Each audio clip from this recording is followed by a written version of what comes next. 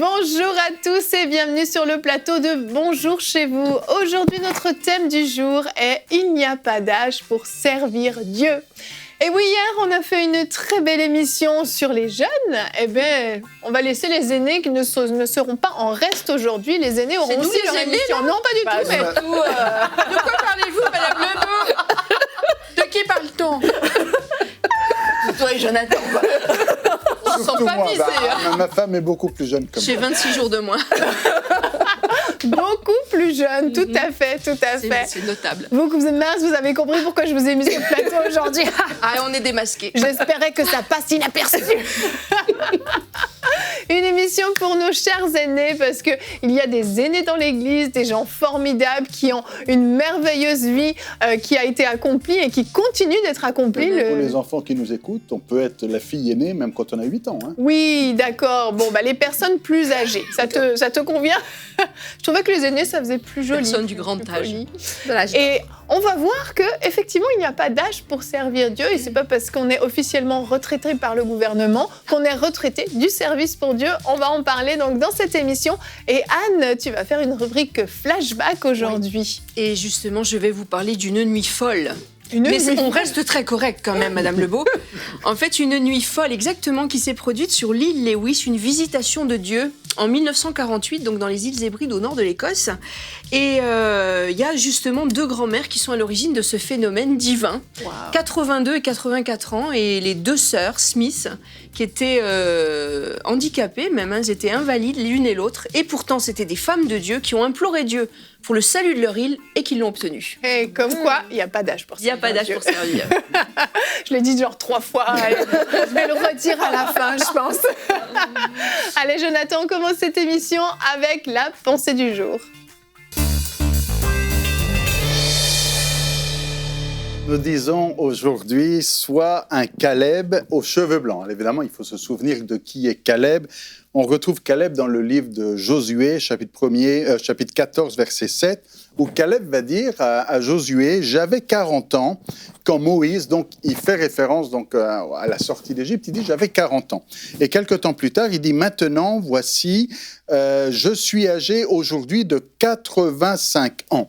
Donc, il a 85 ans, ce qui est encore jeune, hein, et j'aime à le souligner. On est jeune encore à 85 ans parce que je sais que les enfants disent « Ah, mes parents sont vieux, ils ont 30 ans. » Et peut-être vous avez déjà eu ce genre de réflexion. Oui. Mais voilà, Caleb, lui, il a 85 ans et il dit dans Josué 14, 11 « Je suis encore vigoureux comme au jour où Moïse m'envoya, donc comme à l'époque où j'avais 40 ans, j'ai la même vigueur aujourd'hui. » Et il dit, « Donne-moi cette montagne dont l'Éternel a parlé dans ce temps-là. » Et il veut aller donc battre les géants de cette montagne, les chasser comme l'Éternel a dit.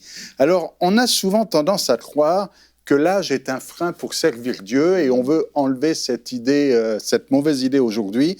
Il n'y a pas d'âge pour servir Dieu et l'âge n'est pas un frein, bien au contraire. À mon âge vénérable, j'aime bien citer le Ésaïe 40, verset 30, où il dit « Les adolescents se fatiguent et se lassent, les jeunes gens chancellent, mais ceux qui se confient en l'Éternel renouvellent leur force. » Et des fois, c'est un peu paradoxal de voir que les jeunes se fatiguent plus vite que les vieux, alors que normalement, ils devraient avoir plus de force et d'énergie, parce que justement, ce n'est pas l'âge qui compte ici. Il y a des jeunes qui sont vieux et il y a des vieux qui sont jeunes. Alors, dans la Nouvelle Français courant, la traduction Nouvelle Français courant, c'est traduit ainsi « Les jeunes eux-mêmes connaissent la fatigue et la défaillance, même les champions trébuchent parfois, mais ceux qui comptent sur le Seigneur reçoivent des forces nouvelles. » Donc, on comprend ici que ce n'est pas une histoire de « il y a les jeunes d'un côté et il y a les vieux de l'autre », mais de dire même les plus vigoureux, ceux qui ont le plus de force, ça leur arrive d'être fatigués et ça arrive aux champions de trébucher. mais ceux qui comptent sur l'Éternel reçoivent des forces nouvelles. Il n'y a donc pas d'âge pour être fortifié, il n'y a pas d'âge pour être renouvelé, il n'y a pas d'âge pour avancer. Pour moi, en ce qui me concerne, je peux dire à partir de 98 ans, on peut considérer que c'est normal de courir un peu moins vite et d'être fatigué un peu plus tôt quand on a 98 ans. Avant, c'est autre chose, on est encore jeune. Et servir, c'est pas simplement déplacer des objets lourds. Servir, c'est pas simplement courir vite. Dans Luc, chapitre 2, verset 36, il est dit qu'il y avait une prophétesse appelée Anne, qui était la fille de Pénuel. Je lis dans la Bible en français courant, elle était très âgée. Elle avait vécu 7 ans avec le mari qu'elle avait épousé dans sa jeunesse, puis, demeurée veuve, elle était parvenue à l'âge de 84 ans. Bon, alors pour Luc, 84 ans, c'est très âgé. Pour moi, c'est jeune encore. Mais en tout cas, il est dit, elle ne quittait pas le temple, mais elle servait Dieu jour et nuit, et jeûnait et elle priait. Elle servait Dieu jour et nuit, malgré son âge avancé. Et laissez-moi vous dire que le peuple de Dieu a aujourd'hui besoin de l'expérience de serviteurs et de servantes expérimentés. Comme dit le Proverbe 16, verset 31, dans la seconde 21, « Les cheveux blancs sont une couronne d'honneur, c'est sur le chemin de la justice qu'on la trouve. » Alors pour conclure, la retraite n'est pas biblique. Dans un langage militaire, la retraite, c'est une défaite. On bat retraite. On n'est plus vainqueur et conquérant, mais on fait marche arrière. Alors, il n'y a pas de retraite pour le serviteur de Dieu. Il continue, comme Caleb, à aller de victoire en victoire et de progrès en progrès. Amen, amen. Tu as une très belle couronne, Anne. Mais je trouve qu'elle veut compliment. Tu vois, ton mari te glisse des petits compliments dans sa pensée du L'air de rien. L'air de rien. Et il faut le dire pour ceux qui nous regardent, Oui. ce mes n'est vrais pas cheveux. des vrais cheveux. C'est Il y en a qui me posent la question. c'est une couleur naturelle. Il y en a qui se font décolorer. Non, ce sont tes vrais cheveux que tu entretiens Moi aussi. très bien. Toi aussi. Ce n'est pas une perruque. On fait une émission sur Les épayés, c'est à moi. Bien sûr. Vous êtes dissipés aujourd'hui. Ouais, hein. je trouve. Il y a du rire dans l'air. Il n'y a effectivement pas de retraite dans le service pour Dieu. Belle conclusion, Jonathan. Et nous avons des gens d'ailleurs formidables dans les églises, des gens qui sont bien plus âgés que nous et qui sont des modèles, qui sont des modèles de consécration, d'engagement, de stabilité, qui prennent soin des plus jeunes et dont il faut nous aussi prendre soin. Donc, allez, je le redis, il n'y a pas d'âge pour servir Dieu. Notre verset du jour, Psaume 71 au verset 18. « Ne m'abandonne pas, ô Dieu, même dans la blanche vieillesse, afin que j'annonce ta force à la génération présente, ta puissance à la future génération. » J'aime beaucoup ce verset parce que on voit qu'il y a encore un rôle à jouer en fait dans cette blanche vieillesse. On peut encore annoncer des choses sur Dieu et on a vraiment le potentiel de le faire à une génération actuelle, mais à la future génération aussi. Et c'est là tout ce rôle que les aînés ont à jouer sur les plus jeunes aussi, de les emmener dans des choses qu'ils ont eux-mêmes vécues et de leur montrer en fait la voie à suivre. Donc c'est une belle responsabilité. Mais Annabelle, comment on peut faire concrètement pour servir Dieu quand on est plus âgé, puis peut-être qu'on se sent un peu plus fatigué, est-ce qu'on est limité? Tu as beaucoup d'expérience dans le fait d'être âgé et de servir. Mais oui, tout à fait. On sait bien que Annabelle est âgée Elle a l'air jeune comme ça, mais... Comme dirait Gwen, on ne sait pas. Entre 17 et 77. Comme disait Jonathan, la retraite n'existe pas, mais peut-être que la forme du service va changer. Peut-être que la manière dont on a servi le Seigneur à 30 ans, 40 ans, ça va prendre une nouvelle forme à 60 ans. Ben oui. Et encore là, c'est de ne pas se limiter à une plateforme, à un micro, un ministère.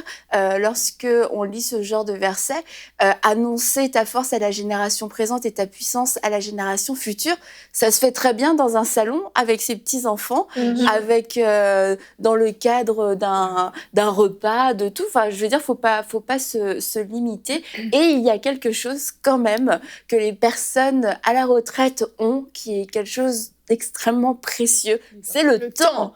C'est vraiment le temps. Et notre génération active, c'est un ennemi pour nous. Comment trouver du temps? Et cette génération qui a plus de temps doit bien l'utiliser. Et quelquefois, on entend des personnes qui sont un peu justement, le temps passe trop longuement, etc. Mais Paul disait à Timothée que les veuves se donnent entièrement dans la prière, dans la supplication. Et nous avons besoin, cette génération, la francophonie a besoin de personnes qui vont plier le genou et qui n'ont pas de contraintes horaires. Amen. Et en fait, c'est pas une question d'âge, c'est vraiment une question de cœur. Une question de dire, Caleb voulait une montagne, mais peut-être que toi, tu veux le salut de toute ta famille avant de partir. Peut-être que toi, tu veux une réforme dans le mouvement d'église où t'es. C'est ça la montagne et on peut s'en emparer dans la prière avec un esprit de foi. Et donc non, c'est vraiment pas une question d'âge. Et je connais plusieurs personnes à la retraite qui ont décidé d'utiliser leur retraite pour servir le Seigneur d'une façon encore plus active que lorsqu'ils qu'ils travaillaient, parce qu'ils ont compris qu'ils avaient une grande liberté. Ils utilisent leur temps, ils utilisent leurs dons, leur talent, leur disponibilité, leur expérience, leur maturité pour bénir des ministères, pour bénir des familles, pour bénir des individus. Et je trouve ça vraiment remarquable. Moi, je me dis, quand je les vois en vieillissant, je veux faire la même chose qu'eux. Et on me trouvera pas inactive dans mes vieux jours. Alléluia. Amen, amen, amen. Et c'est une question de cœur. Comme Caleb l'a dit, j'ai 85 ans et j'ai encore de la vigueur. Et ça, vraiment, je parlais dans l'église locale. Soit nous-mêmes, en tant que leaders d'église, de valoriser aussi ce groupe d'âge-là. Et ne pas juste les relayer à la chorale ou bien à l'école du dimanche, à s'occuper des petits. Donc, les valoriser, certes, mais qu'eux-mêmes aussi, en tant que personnes âgées, de dire non, j'ai encore de la vigueur. Et si dans la société normale, on met les personnes âgées à l'âge de la retraite, puis on leur dit, vous avez fait vos services, vos 40 ans de service, maintenant, merci, bonsoir. Dans le royaume de Dieu, c'est complètement l'inverse. Toutes ces années de vie chrétienne sont une richesse et il faut se déverser. Il faut le retransmettre. Il faut vraiment que les personnes âgées aient eux-mêmes ce cœur de vouloir passer le relais, de vouloir passer le bâton, de dire que oui, la prière, elle fonctionne, voilà, de raconter leurs expériences. Et vraiment ça, c'est ça qui va encourager les jeunes, c'est ça qui va transmettre le feu. Si vous arrivez à l'âge adulte, à l'âge, au vieil âge, et que vous êtes encore en feu pour Dieu, c'est déjà une bénédiction, c'est déjà une richesse qui doit absolument se transférer à la génération d'avant. Je vais juste rajouter une chose, c'est que la place dans le royaume qui est réservée aux personnes âgées, c'est certainement pas des seconds rôles. Parce que, d'ailleurs, le flashback que je vais vous faire tout à l'heure, ça le montre parfaitement que souvent, c'est les personnes âgées qui tiennent le premier rôle. Parce que c'est justement par leur expérience et leur solidité dans les choses spirituelles qui vont faire la vraie différence. On est dans une culture où, en tout cas dans la culture occidentale, on met les personnes âgées dans une maison de retraite ou dans un EHPAD. Mais dans d'autres cultures, on va honorer justement et on va aller chercher des conseils auprès de l'ancien. Dans une culture coréenne d'une famille avec laquelle j'ai quelques accointances à Vancouver. Accointances. Son gendre, quoi. Futur. Eh bien, en chaque début d'année, les plus jeunes se prosternent devant les anciens pour reconnaître, s'inclinent, en tout cas pour honorer les anciens et dire qu'ils honorent leur expérience et qu'ils veulent prendre d'eux. Alors, aujourd'hui, il faut aller rechercher ça auprès des anciens. Et peut-être pour conclure, dans l'Église, il n'y a pas le rôle... Voilà, les jeunes, ils font ça. Alors, pour prêcher, il faut avoir entre 25 et 50 ans. Pour chanter, il faut avoir... Non, il n'y a pas d'âge. Il y a une vidéo que ma fille aimait beaucoup de cette mamie qui jouait du saxophone à la louange. Et puis et c'était sa place. Excellente, excellente. C'est vrai. Et puis, elle avait encore du souffle. Et il n'y a pas d'âge. Et donc, dans l'Église, il n'y a pas d'âge pour dire, à partir de tel âge, on ne peut plus faire ça. Non, si vous avez encore la force, la capacité, puis le désir, et puis c'est votre cœur, il faut le faire. Et il ne faut pas qu'on arrive à classer. De la même manière qu'il ne faut pas exclure les jeunes et que personne ne méprise la jeunesse, il ne faut pas non plus exclure les anciens. Et il y a tellement d'histoires. Là, on va en avoir une aujourd'hui, mais il y a tellement d'histoires aussi de personnes qui, à 80 ans, je connais un qui est parti au Panama et qui a commencé son ministère à plus de 80 ans et qui a amené le réveil dans le pays. Je veux dire, il n'y a pas d'âge. Oui, tout à fait. Il n'y a pas d'âge pour servir Dieu. Est-ce que je le dis? Allez, nous allons maintenant découvrir ce magnifique réveil qui a eu lieu aux îles Hybrides. Hybrides. Hybrides. Elles sont pas hybrides, elles sont aux îles hybrides. Hybrides avec un H. Avec un H et un H-E aigu. Voilà. Aux îles Hébrides. Je vais y arriver dans la rubrique flashback. Alors Anne, dis-nous tout, c'est où déjà ces îles Hébrides? Les îles Hébrides.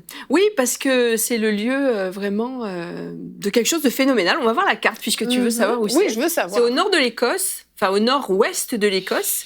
Voilà, vous avez le petit point.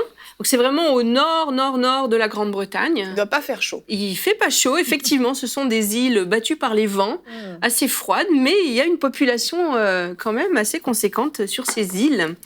Et elles sont... Tu m'as fait perdre. C'est pas grave. Allons-y en freestyle. C'est pas grave. Et je vous ai souvent parlé des réveils du début du XXe siècle parce que ça a vraiment été un mouvement du Saint-Esprit notable dans tous les pays du monde quasiment, enfin beaucoup de coins du monde. On sait que, on en a déjà parlé, il y a eu le Pays de Galles, il y a eu Los Angeles, la Chine, la Corée, Melbourne en Australie, il y a eu des réveils un peu partout. Et les 2 derniers réveils qu'on a eus au XXe siècle, ils se sont produits en Écosse. Donc, aux îles Hébrides, justement. Et le réveil, ce n'est pas l'œuvre d'un seul homme, parce que des fois, on a tendance à dire c'est l'homme ou la femme, et des fois, j'ai fait cette erreur même de dire c'est la femme ou l'homme qui a apporté le réveil. En fait, ce sont des outils entre les mains de Dieu, et c'est une œuvre collective, parce que chaque réveil a été préparé par des gens qui ont prié, qui ont intercédé, qui ont préparé le terrain d'une manière très spirituelle. Amen. Alors on est là en 1949 dans ces fameuses îles Hébrides. Et alors c'est des gens qui ont un petit fond religieux quand même, parce qu'il y a eu un réveil au milieu du 19e siècle. Il y avait un évangéliste qui était venu d'Écosse, qui avait amené quand même un réveil. Il y avait eu pas mal de conversions, les églises étaient pleines. Mais arrivé en 1948, donc 48-49, après la Deuxième Guerre mondiale, c'était surtout des personnes âgées qui étaient dans ces églises-là. Il y avait très peu de jeunes. C'était la mode, vous savez, après la Deuxième Guerre mondiale, partout, on voulait se détendre, penser à autre chose, danser, s'amuser. Et c'est vrai que la jeunesse des îles Hébrides en 1949 était très débridée.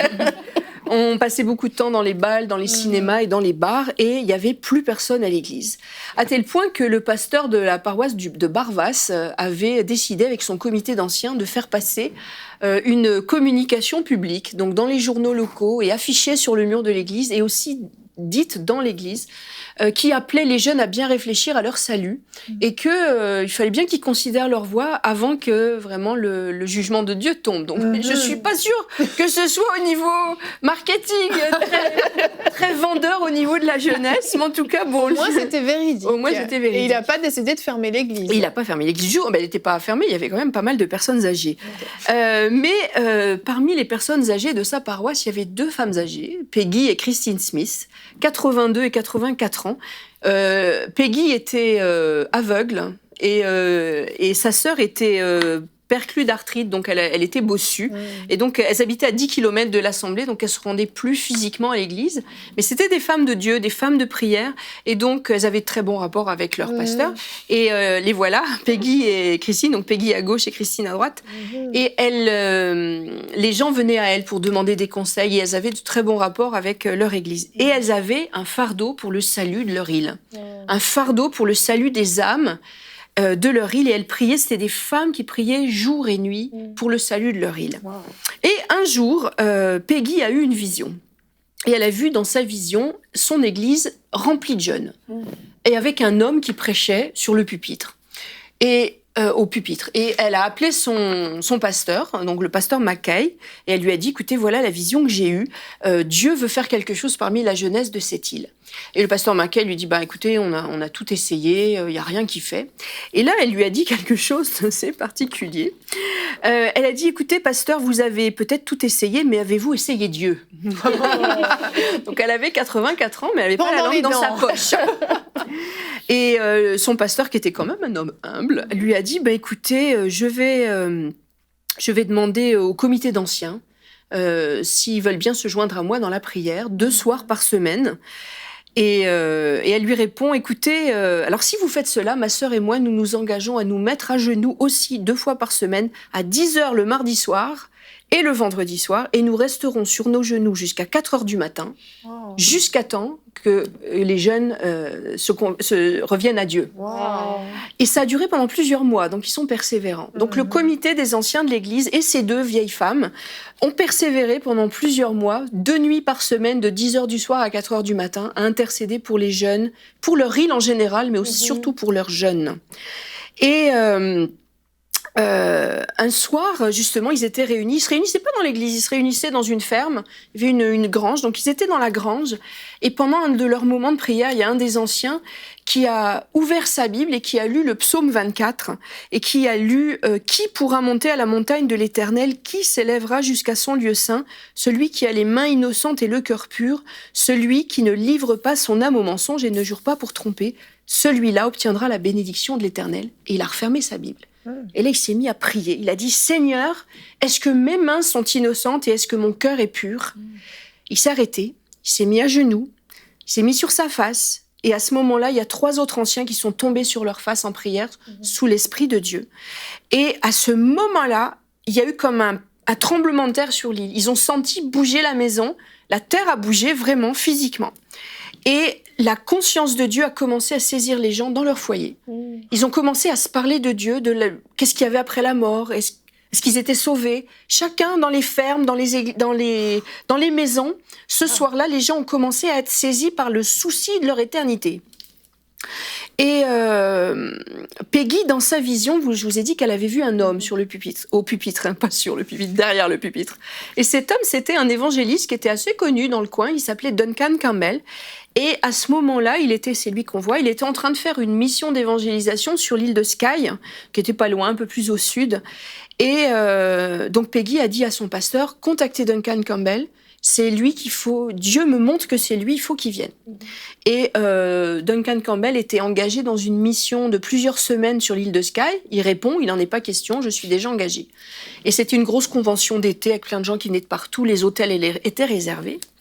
Et là, Peggy, entendant la réponse non, elle dit non, il n'a pas compris, Dieu veut qu'il vienne. Je dis, elle n'avait pas la langue dans sa poche. C'est génial. Et l'office de tourisme de l'île de Skye a fait un coup dans le dos à Duncan Campbell et ils ont comme fait des doubles réservations des chambres et toute la convention a dû être annulée. Et donc, par un concours de circonstances guidé par Dieu, alors Duncan Campbell répond, finalement je peux venir, ma convention a été annulée. Donc il arrive pour 10 jours. Au début, c'était 10 jours, il est resté un peu plus longtemps. Et donc, il arrive sur le débarcadère de l'île Lewis. Et là, il y a un comité d'anciens qui l'accueille et il y en a un qui le regarde et dit « Pasteur Campbell, travaillez-vous avec Dieu ?» Tu viens évangéliser. Sympa l'accueil. Sympa l'accueil. En fait, ça voulait dire, est-ce que vous êtes vraiment un homme de Dieu? Mais ils avaient le début d'un réveil sur les mains, ces anciens-là. Ils ne voulaient pas que quelqu'un vienne gâcher ça. Tout à fait. Et Duncan Campbell était un peu perplexe. Il lui répond, écoutez frère, je ne sais pas si je travaille avec Dieu, mais en tout cas, j'ai la crainte de Dieu. Et l'ancien le regarde et dit, ça va suffire. Et un autre ancien lui dit, pasteur, avant de vous rendre à votre auberge, j'aimerais que vous veniez au moins dire un petit bonjour à la congrégation. On est déjà 300 dans l'église. Juste dire un petit mot, parce qu'on est en réunion. Il dit d'accord, sauf que la nuit va être longue. La nuit va être très très longue. Il arrive, il commence à dire un petit mot d'accueil, de dire qu'il est venu, blablabla. Et puis là, il y a un adolescent de 14 ans qui commence à prophétiser. Et qui lève les bras au ciel et qui dit « Seigneur, tu as promis de désaltérer les assoiffés et de pleuvoir sur la terre asséchée. Et pour l'instant, tu n'as pas tenu ta promesse. » Et là, il s'effondre par terre sous l'Esprit de Dieu. Et là, il y en a un autre qui dit à l'oreille de Duncan Campbell, Dieu plane sur ce lieu et il est sur le point de se déverser. La réunion continue quelques minutes et là, il y a le frère qui faisait l'accueil qui vient vers Duncan Campbell et qui lui a dit, venez pasteur, il se passe quelque chose. Ils ouvrent la porte de l'église et devant l'église, il y a entre 600 et 700 personnes qui se sont amassées devant les portes. Toutes sortes de gens. Et ils sont venus écouter la parole de Dieu parce que saisis par l'urgence de leur salut chez eux, ils voulaient en connaître plus, ils étaient vraiment assoiffés. En même temps, il y avait un bal qui se tenait à Barvas avec plein de jeunes qui étaient là. Et au même moment que ça se passait, ils ont tous quitté les uns après les autres la salle de bal pour se rendre à l'église. Parce que dans leur tête, ils sont soucieux de leur avenir avec Dieu. eh ben, c'est à l'église qu'on va. Donc, tous ces jeunes sont arrivés, certains en courant. Et il y a une jeune fille, une étudiante de l'université d'Aberdeen qui s'est jetée au pied de l'estrade et qui criait à Dieu, « Is there mercy for me? Is there mercy for me? Est-ce qu'il y a une miséricorde pour moi ?»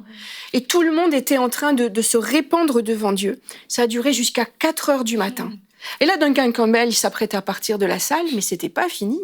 Il y a un jeune homme qui vient vers lui, qui lui dit « Venez à une dizaine de kilomètres d'ici, il se passe quelque chose vraiment. Devant le poste de police, il y a 200 personnes d'amassées, ils veulent entendre la parole de Dieu. » Il dit « Le poste de police, qu'est-ce qui se passe au poste de police ?» Le poste de police, c'était mitoyen avec la maison de Peggy et Christine. Et le constable, là, le policier qui était en charge, était un homme de Dieu. Et donc les gens du hameau étaient venus spontanément devant le commissariat, devant le poste de police. Alors Duncan Campbell, par là-bas, leur annonce l'évangile, des gens pleurent, se repentent de leurs péchés. Et ça a continué comme ça. Il allait quand même se coucher.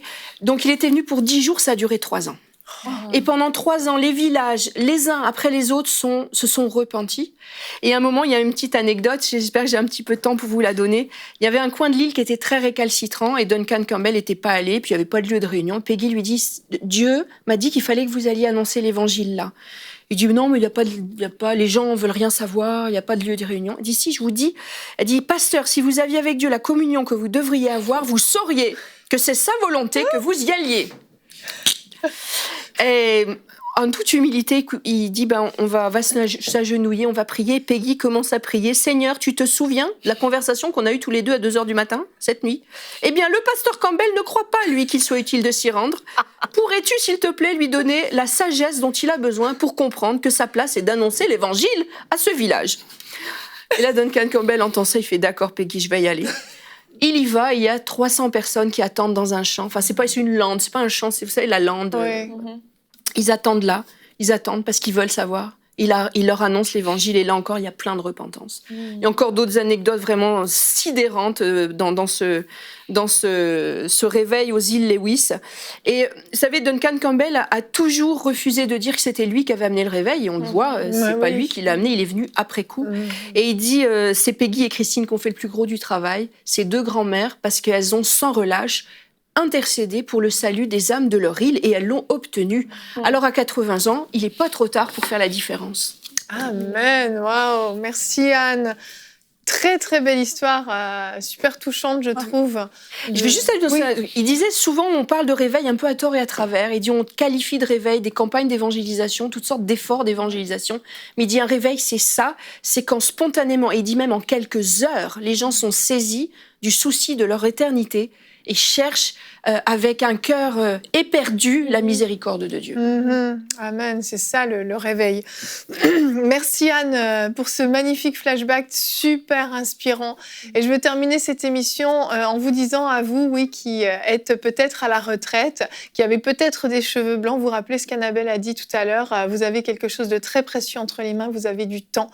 Et comme ces 2 femmes ont décidé de sacrifier leur nuit de sommeil à genoux pour implorer le Seigneur pour qu'un réveil se manifeste parmi la jeunesse, eh bien vous aussi vous avez cette possibilité-là et je crois que vous avez été inspirés par cette histoire et qu'il va y avoir des fruits qui vont en découler. Donc non, il n'y a pas d'âge pour servir Dieu, je le redis parce que je crois que certains d'entre vous ont besoin de l'entendre. Et nous, on va se retrouver demain. Notre thème sera « Le message de l'Évangile est-il toujours d'actualité ?» Eh bien en tout cas, aux îles Hébrides, il était d'actualité. Nous aurons notre invité Yanis Gauthier qui sera encore avec nous. Merci à tous de nous avoir suivis et bonjour chez vous.